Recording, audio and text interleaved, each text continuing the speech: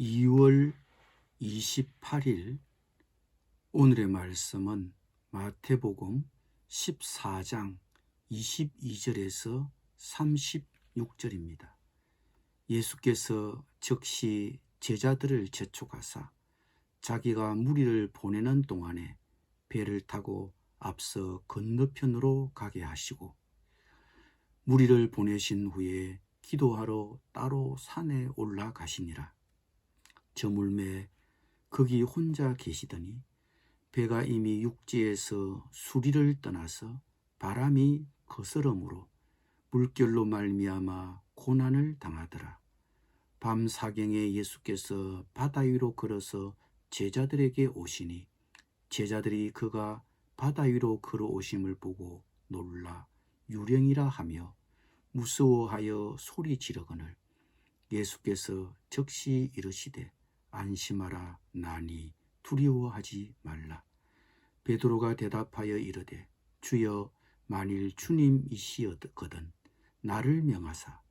베드로가 대답하여 이르되 주여 만일 주님이시거든 나를 명하사 물 위로 오라 하소서 하니 오라 하시니 베드로가 배에서 내려 물 위로 걸어서 예수께로 가되 바람을 보고 무서워 빠져가는지라 소리질러 이르되 주여 나를 구원하소서 하니 예수께서 즉시 손을 내밀어 그를 붙잡으시며 이르시되 믿음이 작은 자여 왜 의심하였느냐 하시고 배에 함께 오름에 바람이 그치는지라. 배에 있는 사람들이 예수께 절하며 이르되 진실로 하나님의 아들이로소이다. 진실로 하나님의 아들이로소이다 하더라. 그들이 건너가 게네사렛 땅에 이르니 그곳 사람들이 예수이신 줄을 알고 그 근방에 두루 통제하여 모든 병든 자를 예수께 데리고 와서 다만 예수의 옷자락에라도 손을 대게 하시기를 간구하니 손을 대는 자는 다 나음을 얻으니라. 아멘.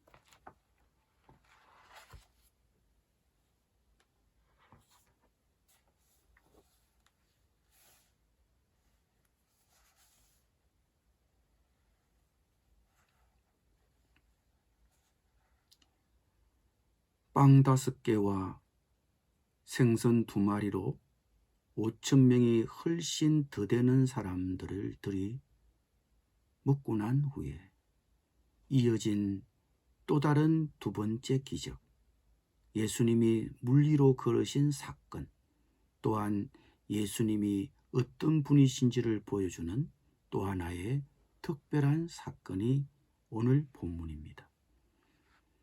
요한복음의 추가 기록에 의하면 빵을 먹은 사람들은 예수님께서 행하신 이 기적을 보고 말했습니다. 이분은 세상에 오실 그 예언자가 틀림없다. 그래서 사람들은 예수님을 그들의 왕으로 세우려고 했습니다. 왜냐하면 사람들은 예수님을 그들의 군주로 세우면 예수님이 그들의 모든 문제를 해결해 줄 수 있다고 믿었기 때문입니다. 그런데 예수님은 이런 백성들의 마음을 아시고 미리 빨리 그 자리를 피하려고 하셨습니다. 그래서 제자들도 서둘러 배에 태워 보내고 무리들도 돌려보내시고 그리고는 혼자 산으로 가셔서 새벽 3시가 되도록까지 기도하셨습니다. 무엇을 위해 예수님은 기도하셨을까요?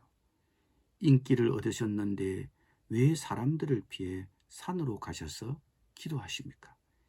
그것은 아마도 예수님께서 자신의 삶의 목적에 집중하기 위함 때문이었을 것으로 봅니다. 예수님은 이 땅에 인기를 얻어 왕에 오르시는 것이 목적이 아니라 사람들을 위해 자신을 내놓아야 할 십자가의 죽음과 고난을 바라보시려고 그런 자신의 소명에 집중하시고자 함이 아니었을까 생각됩니다.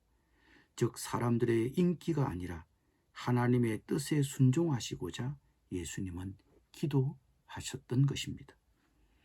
이렇게 예수님께서 기도하시는 사이 제자들이 탄 배는 육지에서 멀리 떨어졌고 제자들이 탄 배는 큰 파도와 그친 바람에 시달리고 있었습니다.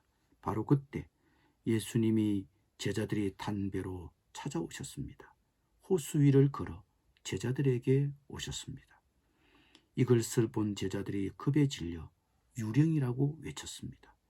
분주한 하루 일과로 지친 데다가 밤 3시가 다 되도록 높은 파도와 싸우느라 눈도 붙이지 못하고 지칠 대로 지친 제자들에게 어두운 바다 위를 걸어오시는 예수님이 마치 유령처럼 보였던 것입니다. 이 소리를 들은 예수님은 겁내지 말라, 용기를 내라고 하셨습니다. 이 말에 용기를 얻은 베드로는 자기도 한번 도전해 보기로 했습니다. 예수님이 맞으시면 저더러 물 위로 걸어오라고 명령해 주십시오. 예수님께서 오라고 하셨습니다. 이 말씀에 자신을 얻은 베드로는 가감히 물 위로 걸어 예수님께로 갔습니다. 주께서 말씀하시면 이미 이루어진 것이나 다름이 없습니다. 주님이 오라 하시면 이미 간 것이나 다름이 없습니다. 그런데 얼마쯤 걸어갔을까요? 물 위로 걸어가던 베드로가 거세게 부는 바람을 보고 그만 무서워졌습니다. 무서워지자 물에 빠져들기 시작했습니다. 예수님, 저 건져 주십시오. 비명을 질렀습니다. 손을 내밀어 베드로를 붙잡으시며 예수님은 이렇게 말씀하셨습니다. 믿음이 적구나. 왜 의심하였느냐? 여기서 믿음이 적다는 것은 무슨 뜻입니까? 강한 바람의 위력을 예수님의 능력보다 더 중시하는 것은 적은 믿음이요. 강한 바람의 위력보다 예수님의 능력을 더 중시하는 것은 큰 믿음입니다.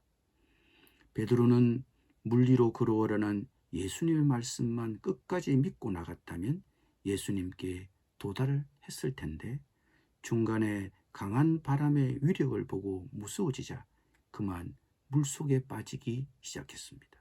그것은 예수님의 말씀을 끝까지 믿지 못하고 의심한 것입니다. 우리에게 믿음이 있다 할지라도 때때로 그것이 끝까지 지탱하지 못하고 낙심하거나 의심하거나 중간에 좌절해서 주저앉을 때가 있습니다. 실패가 없는 기독교회는 없습니다. 그때는 예수님께 손을 내미십시오. 예수님, 저 건져 주십시오. 믿음으로 시작했지만 주저앉아 있습니까? 좌절과 시리 가운데 있습니까? 기도를 접어버렸습니까? 지금 예수님께 요청하십시오. 예수님, 저 건져 주십시오. 예수님이 물 위로 걸어오셨습니다. 예수님은 가능한 일입니다. 세상 만물을 지으신 조물주 하나님의 아들이시기 때문입니다. 이 땅에 인간의 몸을 빌려오신 하나님이십니다. 그분이 세상을 지으셨는데 못할 일이 무엇이 있겠습니까? 온 우주가 그분의 통치와 질서 아래 있는데 물 위로 걸어오신 것이 무슨 큰 일이 될 수 있겠습니까? 우리의 인생 속에 이해할 수 없는 사건이 닥쳐질 때 그 사건과 문제 속에서 우리가 집중해야 할 초점은 하나님이 만물의 주인 되심을, 우리 인생의 주인 되심을 믿고 신뢰해야 한다는 것입니다. 그 사건이나 문제를 우리가 이해하지 못할 수도 있습니다. 그것이 우리의 한계입니다. 우리는 그 한계를 겸손히 인정하고 그러면서 우리는 우주를 경영하시고 우리 인생을 경영하시는 하나님의 일하심을 전적으로 믿고 신뢰해야 합니다. 누가 큰 믿음을 가진 자입니까? 눈앞에 보이는 현실적인 위력보다도 하나님의 위력을 더 중시하는 것입니다. 나를 통해 일하시는 하나님의 능력을 바라보는 것입니다. 그것이 믿음이요 신뢰입니다. 예수님이 물 위로 걸어 배에 오신 사건을 직접 목격한 제자들은 배에 오르신 예수님께 무릎을 꿇고 다음과 같이 고백했습니다. 진실로 하나님의 아들이로소이다. 우리는 어제 5천 명이 빵을 먹은 사건, 그리고 오늘 예수님이 물리로 걸어오신 사건을 통해 예수님은 하나님의 아들이시다라는 사실을 발견하게 되었습니다. 자연을 지배하시는 분임을 깨달았습니다. 그리고 이 사건을 목격했던 당시의 정인들의 고백이기도 합니다. 우리의 입술을 통해서도 오늘 말씀을 통해 이런 고백이 있기를 바랍니다. 예수님은 하나님의 아들이십니다. 우리의 인생 속에서도 하나님은 때로 예기치 않은 기적을 주시며 생각지 않은 일들을 경험하게 하십니다. 우리는 그때그때 무엇을 배워야 할까요? 그런 사건, 그런 경험을 통해 그 사건 배후에 있는 하나님을 만나기를 바랍니다. 우리의 환경과 사건을 통해 더욱 살아계신 하나님을 체험하게 되시기를 바랍니다. 기도드립니다. 우리의 인생 속에 이해할 수 없는 사건이 닥쳤을 때 하나님이 만물의 주인 되심을, 우리 인생의 주인 되심을 믿고 신뢰하게 하여 주옵소서. 우주를 경영하시고 우리 인생을 경영하시는 하나님의 일하심을 전적으로 믿고 신뢰하게 하여 주옵소서. 그리고 그런 사건, 그런 경험을 통해 그 사건의 배후에서 일하시는 하나님의 하나님 되심을 더 깨달아 알게 하여 주옵소서. 예수님의 이름으로 기도드립니다. 아멘.